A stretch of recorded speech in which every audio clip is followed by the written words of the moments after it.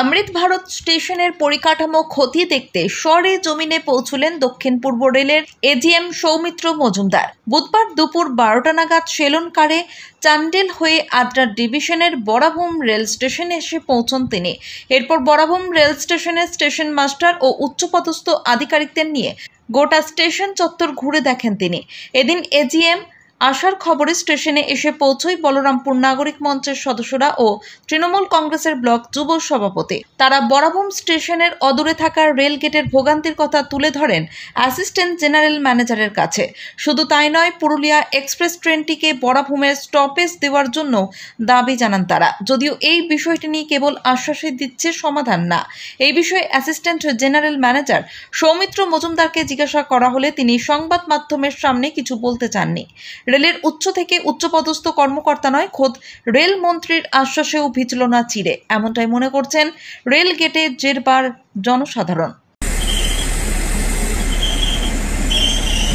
कोई चांडिल वाला बोलेगा कि चांडिल तक की चांडिल का सर बहुत ट्रेन है, लेकिन यहाँ पर ट्रेन नहीं है। चांडिल एक्सप्रेस चाहिए तो बहुत है, लेकिन हमको बलरामपुर चाहिए। सुबह कोई मार्केट जाएगा कलकत्ता, वहाँ 3-4 पैसे मिलेगा उसको। वहाँ 10-11 बजे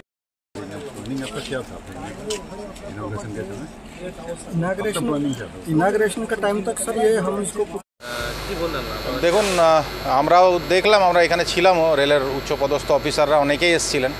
তো আমাদের যেটা প্রথম প্রায়োরিটি, আমরা সে কথাটা তুলে ধরেছি।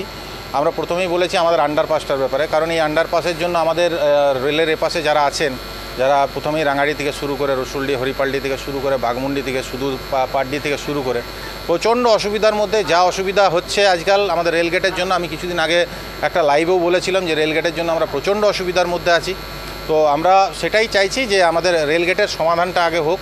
আমাদের একটা আন্ডারপাস খুবই দরকার, কারণ ছোট গাড়ি, অ্যাম্বুলেন্স, যেগুলোর জন্য মানুষের অত্যন্ত কষ্টের মধ্যে পড়তে হয়। আর তারপরে আবার এখন আমাদের এখানে জানেন গ্রীষ্মপ্রধান দেশ, এটা তো আর শীতপ্রধান দেশ নয়, গ্রীষ্মপ্রধান দেশ। এবার ধরে রাখুন প্রায় 9 মাসের মতো আমাদের গরম থাকে। এই গরমকালে রেলগেটের ওখানে ঘন্টার পর ঘন্টা দাঁড়িয়ে থাকা, কেউ বাচ্চা নিয়ে দাঁড়িয়ে আছে, কেউ নিজের ওয়াইফকে নিয়ে দাঁড়িয়ে আছে, সেটা যে কত কষ্টকর যারা এপারে আসা যাওয়া করে তারাই বুঝতে পারে।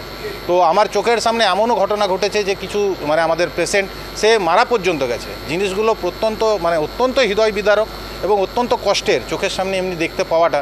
তো সেই কথাটাই আমরা জানালাম। আজকে ওনারা এসেছিলেন অফিসাররা, আমার বড় বড় উচ্চপদস্থ অফিসাররা, ওনাদের কাছে জানালাম। ওনারা বললেনও যে জিনিসটা আমাদের নজরে আছে, এবার কীভাবে কী সমাধান করা যায়। ওনারা আগে যখন আমরা একবার ডেপুটেশন দিয়েছিলাম তখন বলেছিলেন যে আগস্ট মাস অবধি আমাদের এখানে কাজ শুরু হয়ে যাবে। তো দেখা যাক, আমাদের আর হাতে কিছুদিন সময় আছে। ওনারাও আজকে আশ্বাস দিলেন যে আমাদের কাজ হবে। ভালো জিনিস যদি হয় আমাদের খুবই ভালো, আমাদের খুবই ভালো লাগবে। ভালো লাগলো ওনার কথাবার্তা শুনে, ওনার বিহেভ খুব যথেষ্টই আমাদের ভালোই লাগলো ওনার কথাবার্তা শুনে। ঠিক আছে, দেখা যাক আগামী দিনে কি হয়। আর বাকি ট্রেনের যে সমস্যা ছিল, ট্রেনের সমস্যাগুলো দেখুন। হ্যাঁ, আমাদের এখানে একটা ওই পুরুলিয়া এক্সপ্রেস আনার ব্যাপার আছে, ওনাকেও সেটাও জানানো হলো। তো উনি বললেন যে এখানে যদি আনা হয়, এখানে স্টপেজের একটা ব্যাপার থাকে, রাত্রিবেলা এখানে একটা থাকার ব্যাপার থাকে, পরিষ্কার করার ব্যাপার থাকে, প্লাস আমাদের জল ভরার একটা ব্যাপার থাকে ট্রেনের কামরাতে। তো সেই ব্যাপারগুলো এখানে যেহেতু প্রোভাইড নেই, এখন এখানে আমাদের সেই সুযোগ সুবিধাটা নেই, তাহলে সেই জন্য উনি বললেন যে এই ব্যাপারটা নিয়ে আমরা এখনও কিন্তু সেভাবে কোনো চিন্তাভাবনা করিনি। তো আমাদের প্রথম প্রায়োরিটিই ছিল রেলগেট। রেলগেটের নিয়ে আমরা যা সমস্যায় পড়েছি, আমরা প্রথম প্রায়োরিটিই দিয়েছি রেলগেটটাকে। দেখা যাক, রেলগেটটা নিয়ে উনি যেটা বললেন, ওনার কথাবার্তা শুনে আমাদের ভালোই লাগলো। সমস্যার সমাধান হলে আশা করি বলরামপুরবাসী হিসাবে সবাই উপকৃত হবে এবং যারা রেলগেটের ওপাশে আছেন তারাও সবাই উপকৃত হবেন এবং অত্যন্ত সত্যি মনের থেকে তারা ধন্যবাদ জানাবে, এইটুকু আমি বলতে পারি।